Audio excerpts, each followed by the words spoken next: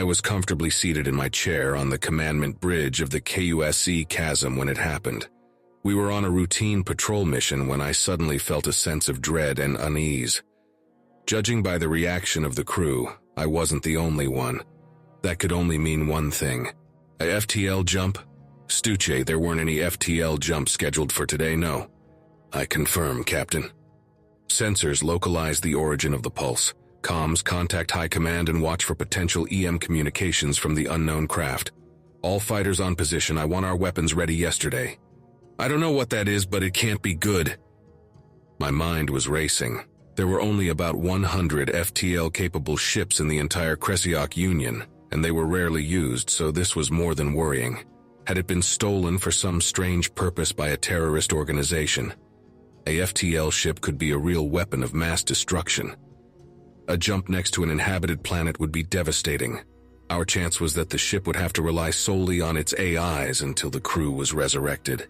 We localized it, sir. It's about 15 light minutes away. Skipper, get ready for mass suppression. Place us around 200 kilometers from them. We arrived at our position what felt like seconds later. Of course, 15 minutes had actually passed for static observers due to relativity. It was a problem, especially for interstellar travel, but most people were competent with never leaving their cave of birth, let alone their star system. Sir, High Command confirms no FTL ships are missing. This one is unknown. Unknown? What does that mean? It's aliens. We got their structural analysis done. I'm sending it to your screen. I gasped in horror. The ship before me was like a nightmare brought back from our own past, a caricature of our first ships as seen by the opponents to expansion. It was an assortment of modules agglomerated on a central beam, with the propulsion on its back and habitation and cargo on the front, with rotating rings as a means of artificial gravity. There were also gigantic radiator panels to dissipate heat, and descent modules for planets with and without atmosphere. All in all, it wasn't too different from the ships our ancestors built to conquer the stars, with one glaring difference: the large pieces of glass in the hull. They were everywhere along the habitation modules, and on the very front of the ship there was a structure looking like a cupola composed of many glass panels. Is that? We shouldn't make hasty conclusions. It could be optics for their sensors as far as we know. Still, it felt wrong. I tried very hard not to imagine what being on these ships would feel like. I was breathing heavily, trying to control my fear. Windows, on a spaceship. You could see with your own eyes what was already unbearable in pictures. You could know with that many windows you would gaze into infinity. Besides, the amount of light entering through those would be unbearable. Sir, they appear to want to communicate through radio waves. Well, open a channel. Sir, we haven't deciphered their language yet. Right, I didn't think of that. I can be dumb sometimes. Well, apparently they did, sir. It appears they are transmitting us data about their language first. Shit, did I say that out loud? All the AIs the government could spare are working on it, and they recommend we send them data of our own in case they're better at translation than us. And so we waited, and waited for another good 15 minutes before finally, I received a clear communication, sir. It appears they have translated our language. What do we do? Wait for the Council's orders. We can't take initiative in this situation. My experience taught me it was almost always better to not make any decisions by yourself about something out of your expertise. First contact with an alien race was certainly in this category. The Council speaker said it would take a few hours to open an emergency session. You are asked to handle first contact by yourself during this time. What? Me, a military officer, being entrusted to represent my species to an alien race? What was the speaker thinking? I then realized that everyone, not just me, had been caught by surprise with that first contact, and that our civilization as a whole was unprepared for it. The idea life could have appeared elsewhere in the universe never crossed our mind, let alone intelligent life. Besides, I would have assumed becoming spacefaring was rather rare, since we only did it because of the Great Crisis. I closed my eyes and sighed deeply. Open a channel. There was only audio, and the talking was done by a translation AI, so it was more like a glorified textual exchange. I began communication. Greetings, I am Captain Mirkol of the KUSC Chasm. I welcome you on behalf of all Kresioc kind. Please recontact me when a biological crew member will be ready for conversation. That should buy me some time to think about what to do. With any luck, Resurrection will face unexpected issues, and the Council would have assembled by then. I am biological and ready for conversation. I could barely contain my surprise and began to panic. Had I already messed up? I apologize if my prior remark insulted you in any way. I didn't think... Don't worry, your remark just sparked my curiosity. I am Nurse Jonathan Hart, leader of this expedition. Nurse, that's an interesting title. It seems there was a translation error. Not important for now, just... I am not a nurse. Very well. May I know why you came to this system rather than our capital to establish contact? Well, we didn't plan to establish contact. We stumbled onto you by pure chance. Wait, how did you not know the system was inhabited? Judging by its appearance, your technology is far more advanced than ours. I assume you fully transitioned to quantum entanglement for communication, and that can't be detected. So, to our sensors, you were completely invisible. I nodded. That did make sense. I didn't think of that. I'm going to be honest with you. I'm probably not qualified for this, but the government wants me to handle first contact until they're ready, so I'd prefer to not begin negotiations right now. I heard the synthetic voice imitating poorly laughter. Sorry, it's just, I am in a similar situation to yours and received explicit orders not to begin negotiations. That was a relief. So what shall we do while our respective governments ready themselves? Well, we could talk about our respective cultures, to improve our translation and learn about possible accidental insults our real diplomats should avoid. Good idea. Well, is there anything you want to know about us? There was, of course, a lot of things actually, but one question in particular, I couldn't hold any longer. This glass in your hull, is it? I mean, can you see? I was struggling to formulate the question. I had been holding well so far, but it wouldn't last. As I was distracted by other subjects, I could contain it in the back of my mind, but now it flooded my mind and froze it solid. The absolute horror that is witnessing space with your own eyes, a terror so ancestral and so strong that it could actually kill you.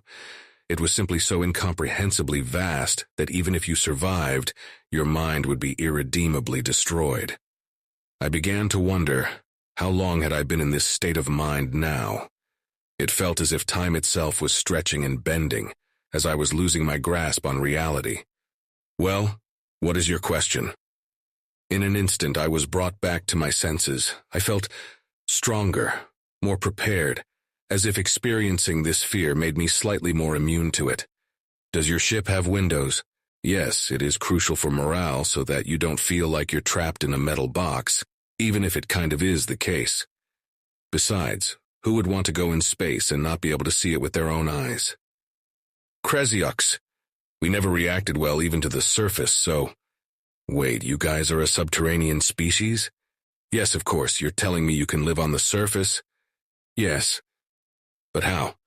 The surface is barren and, oh, that was a lesson learned. In first contact, do not assume anything, and I do mean anything because what seems the norm to you may just well be an anomaly specific to your race. I assume the surface of your world is livable, that you evolved there, and as such, are used to seeing the sky and the stars. More than that, we actively seek it. Seeing our planet with our own eyes always was a dream of our species. All civilizations we formed studied the stars before inventing agriculture. Being born in an age that allows us to explore the stars feels like a great privilege, and all members of our crew dreamed of their jobs since they were children. Wow, I don't know what to say. Was it just me, or was their voice synthesizer getting better? At first it sounded like a monotonous robot, but now there was much more intonation. When Jonathan talked about space, you could hear the joy and excitement in his synthetic voice. Oh, yes, I have another question. What was your mission since you didn't plan on finding us? Exploring and studying star systems. It was a purely scientific mission. We were not looking for resources or potential colonies. A scientific mission? Was it requested by an AI, or... It was requested by the scientific community as a whole. We were eager to... You said we. Are you a scientist? Yes, like most of the crew. After all, this is also a very good occasion to pursue our own research. I, for example, study the formation and evolution of asteroid belts. Okay, so not only did humans still have scientists, they trusted them with an FTL-capable ship and to perform first contact. What the heck? These drug-addicted sociopaths shouldn't even leave their facilities under any circumstance. They were a necessary evil at some point, but we replaced them with AI as soon as we could, probably for the best. If you can't understand something without taking a chemical that forever changes you as a person and locks you out of true adulthood, you shouldn't try to understand it in the first place. And now the humans arrived and apparently treated these pale husk of what could have been a functioning member of society, like normal people. That was too far. I now knew why humans could look at space without losing their minds. They didn't have one to begin with. How could you leave such menaces to society in control of what is essentially a weapon of mass cognitive destruction? Is everything all right? You've been silent for a while. I cannot talk to you. Please don't contact us until your government is ready. What's wrong? What's wrong? What's wrong? You're a scientist. What are you doing in command of a spaceship? Okay, there clearly was a problem with the translation. If you're having this kind of reaction, then there is no other explanation. Send us all your data about scientists and we'll find an explanation in no time. I obliged. I hated myself so much. I almost screwed up first contact without even considering it could have been a material failure. Of course, the humans would never allow a scientist on a spaceship. I just had to wait, and I would have my answers. So I waited and waited and waited. After 10 minutes, the humans asked for our knowledge on neuroscience. I gave them and waited for nearly 20 minutes before they asked for new data. This time, it was history. It was only after transmitting the data did I realize that I had been tricked into handing them potentially sensitive info. Well, at least it was just the stuff publicly available on the networks, or at least I thought it was. Did I just leak classified data to another race? Every time I felt like I couldn't do worse, I still managed to screw up. My career was over after today, and the humans didn't talk, and so I waited, and waited, and waited, and waited. Waited for nearly an hour before they spoke again. Hello again? Sorry for the long wait, but we figured out something crucial about you. Or maybe us. Unlike you, we have neoteny. What? We still display childlike characteristics as humans. To use a Kresioc saying, we are locked out of true adulthood. No. You, however, can reach true adulthood. By that, I mean your brain loses its plasticity. You can only truly learn new concepts until your late teenage years. No. But that's not enough to learn all you need to know. At least for some positions. And besides, a good scientist keeps learning throughout their life. Comms, cut the channel. Sorry, sir, but the speaker's orders are clear. The channel must remain open in all circumstances. So they needed a way to prevent their brain from fossilizing. And they found one, a combination of herbs transformed with time on a powerful drug. The voice had definitely gotten more subtle.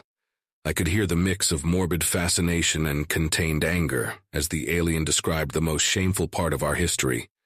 They were outcasts, a menace, but you couldn't get rid of them because you needed them to save you from your own incompetence. I will not act like my own people did not cause a similar catastrophe by their own stupidity. But still you needed them to solve your great crisis. They pushed you to the stars you were so afraid of, launched your civilization on the path of progress, and in return, you replaced them with AIs of their own making. Yeah, and so, the danger was real. You couldn't trust these freaks. You gave up on understanding your own technology, placed everything in the hand of machines rather than those of your kind different from you, even if that meant nearly stopping your technological development. What do you mean, stopped? How long ago did you think we sent our first satellite into orbit? What does that have to do with your point? I thought for a bit. I don't know, 2,000 years ago. That sounded a bit low. It probably was more like 2,500 years. 2,000 years ago? He laughed. We were too busy killing each other with swords for agricultural land back then. It was more like 220 years ago. That's impossible. Even with our most advanced AIs, we haven't made a significant breakthrough since... I stopped talking. The human had made his point. And in a final display of hate for those you called scientists, but thought of as witches, you even gave up the FTL drives they invented for less efficient subliminal ones. Wait, what? We never gave up FTL. Oh yeah? Then why didn't you use it when intercepting us? I realize it's probably faster for you, but resurrecting a Kresioc from the no-life states can take hours. Wait, FTL kills you. It was like the mask of cold anger had suddenly melted, revealing the same curious and enthusiastic explorer as before. And he asked a question that should never be one. FTL kills you. This statement was the most common of knowledge. At least I thought. Never make assumptions in first contact. You're immune to FTL jumps. Well, you feel something the first few times, but you get used to it. Guess our brain can just adapt to the things we see, unlike yours. You see something during FTL. Well, there's some erratic activity in the brain that can impair your vision. I suppose this is what kills you. But yes, if you look through the window while in hyperspace. The thought of looking directly at hyperspace was too much for my poor mind to handle after this exhausting day. I fainted,